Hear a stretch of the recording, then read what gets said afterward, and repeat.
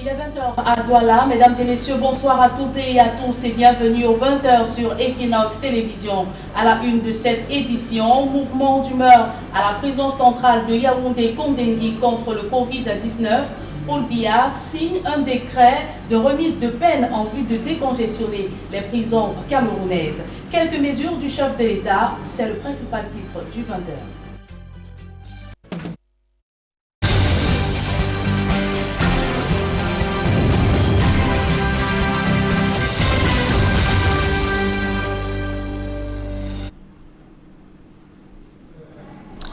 Une fois de plus, bonsoir à toutes et à tous, mesdames et messieurs. Merci de rester fidèles sur Equinox Télévision. Bientôt, des libérations de prisonniers au Cameroun. Le chef de l'État a pris ce mercredi des décisions portant commutation et remise de peine pour les détenus à travers le pays. Ces décisions interviennent dans un contexte marqué par le coronavirus et les multiples appels à la décongestion des prisons camerounaises. On fait le point dans ce reportage de Donald Brice-Kamga et d'Alastiana. 3 catégories de personnes sont concernées par les commutations de peine contenues dans le décret présidentiel. D'abord, les personnes condamnées à la peine de mort qui verront leur peine commuée en emprisonnement à vie. Ensuite, les personnes condamnées à la peine de mort et dont la peine a déjà été commuée en une peine d'emprisonnement à vie. Ces personnes verront leur peine ramenée à 25 ans d'emprisonnement.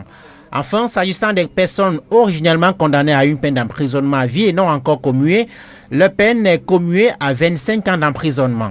Quant aux remises de peine, 8 catégories de personnes sont citées. Remise de 5 ans pour les personnes condamnées à mort et dont la peine a été commuée en une peine d'emprisonnement à temps. Une diminution de peine de 5 ans pour les personnes condamnées à la peine d'emprisonnement à vie, déjà commuée en une peine d'emprisonnement supérieure à 10 ans.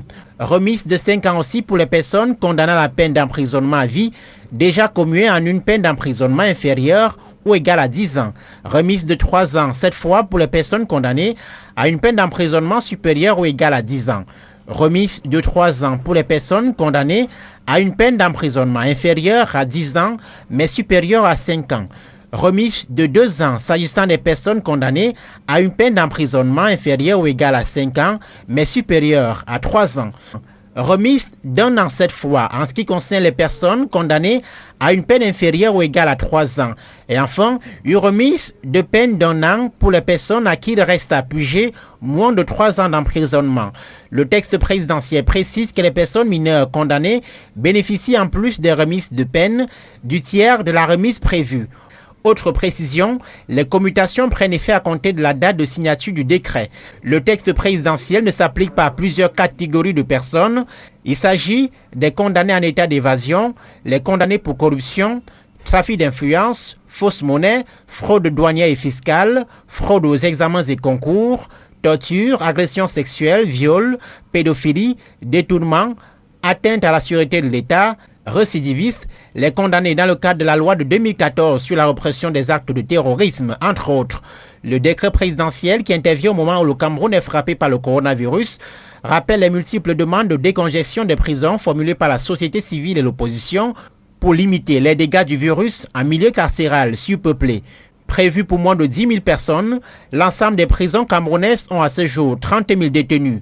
En réaction aux remises et commutations de peine près par Yaoundé, un avocat habitué des milieux carcéraux évalue à moins de 20% les personnes concernées par l'acte présidentiel, pris mercredi. Et le président du mouvement pour la renaissance du Cameroun demande que des tests soient effectués sur des militants de la formation politique incarcérés à la prison centrale de Yaoundé. Maurice Kamto a saisi par correspondance le ministre de la Justice à cet effet. Il s'agit précisément de 6 militants du MRC parmi la dizaine incarcérés à Kondengui. 6 militants qui présenteraient les symptômes du Covid-19.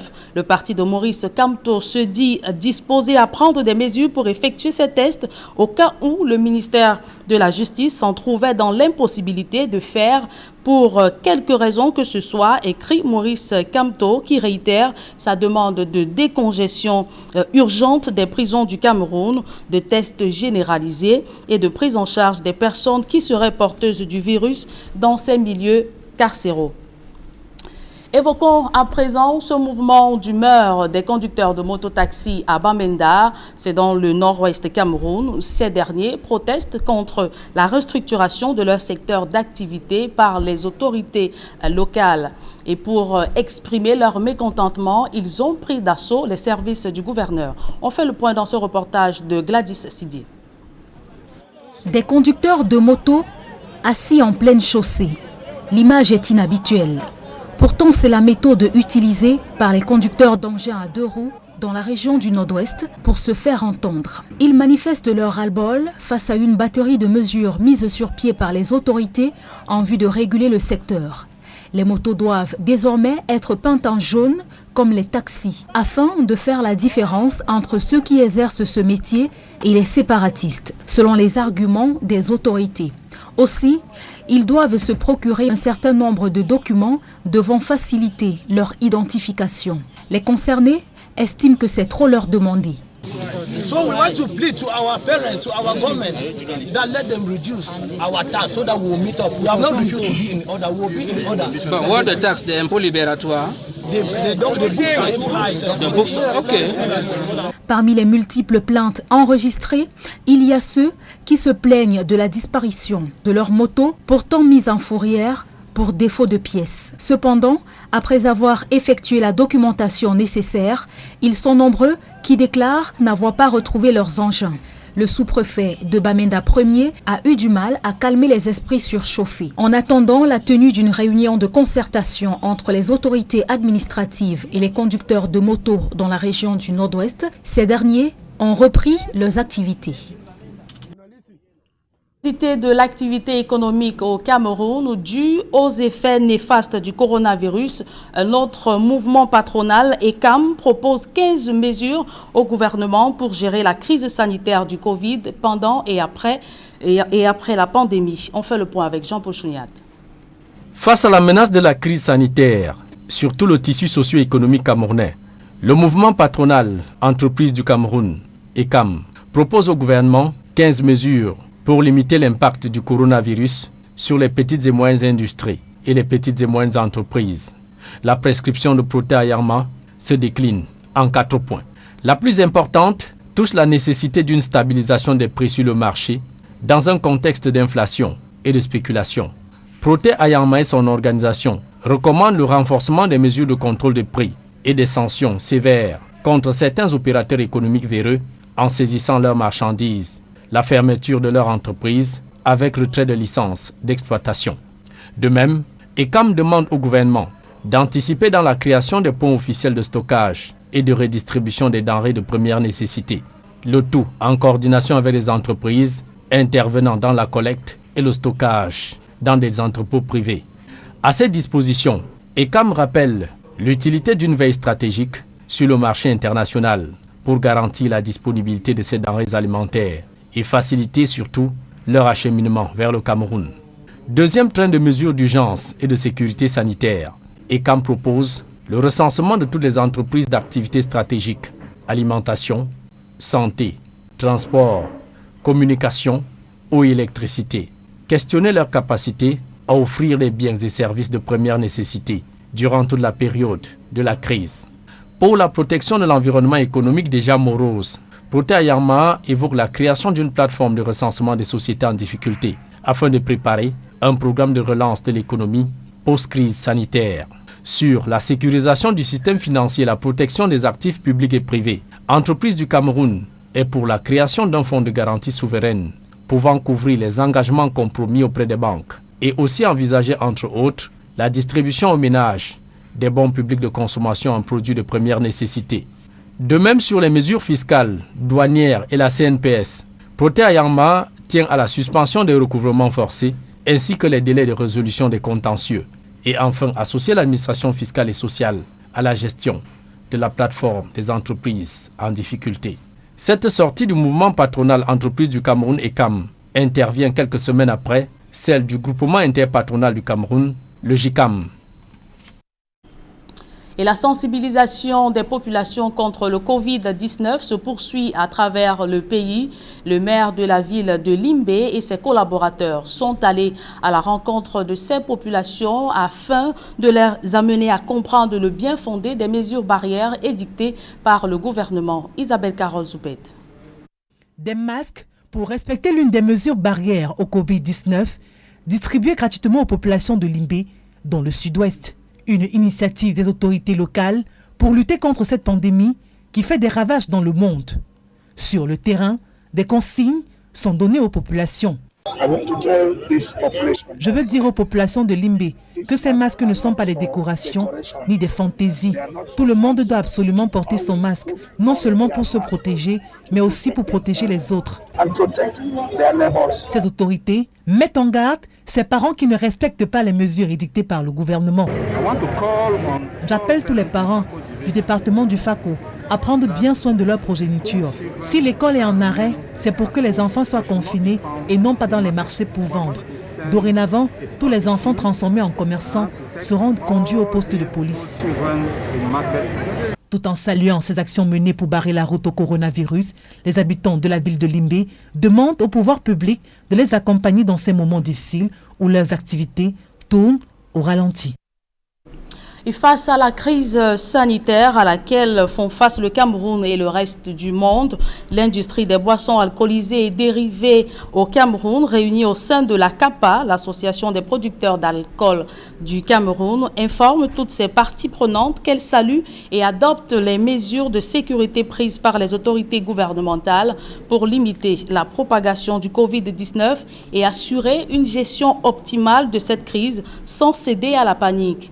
L'industrie est composée des acteurs majeurs suivants: le groupe Société Anonyme des Brasseries du Cameroun, SABC, Guinness Cameroun SA, l'Union Camerounaise des Brasseries, UCB, la Société de Fabrication des Vins du Cameroun, Sofavin, la Société Camerounaise de Fermentation, Fermentcam.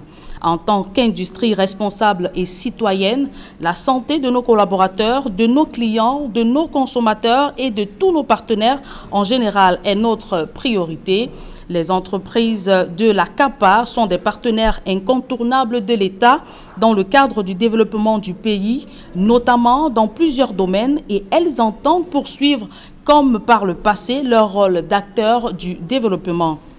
Elles tiennent donc à rassurer tous leurs distributeurs, détaillants, grandes et moyennes surfaces, ainsi que les consommateurs, qu'elles continuent leurs activités de production et de distribution des boissons dans le strict respect des consignes et règles adoptées par l'État du Cameroun pour le bien-être des populations. De manière pratique, afin de répondre au mieux à l'urgence économique et dans le respect des règles de prévention prises par les pouvoirs publics, les entreprises de CAPA recommandent à leur clientèle de respecter toutes les mesures prises par les autorités administratives compétentes et de veiller à l'application des gestes barrières et consignes de distance entre les clients. Et lutte contre le Covid-19 au Tchad, le président Idriss Déby met en place un fonds de 15 milliards de francs CFA pour éradiquer la pandémie alors que le Tchad enregistre son premier cas de contamination. De même, le président tchadien promet des peines de prison aux commerçants véreux qui entretiennent des hausses illégales de prix. Idriss Déby Itno s'est adressé à la nation pour rassurer son peuple sur les dispositions qu'il prend pour le protéger contre le coronavirus. Je vous propose un morceau choisi de son allocution sélectionné par Jean-Paul Chouniat. Le Tchad, jusqu'alors épargné, grâce aux mesures prises en amont, a enregistré à cette date 3 cas d'infection au Covid-19.